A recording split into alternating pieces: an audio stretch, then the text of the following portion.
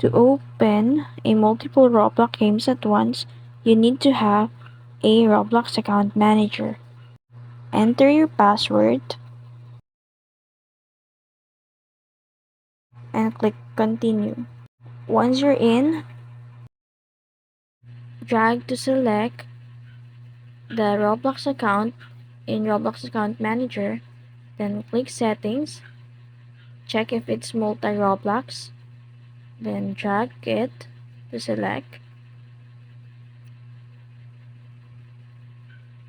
and then join server.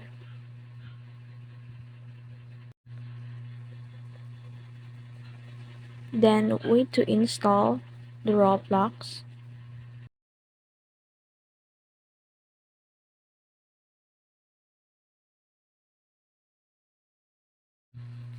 And that's it. You've successfully opened 3 Roblox games at the same time.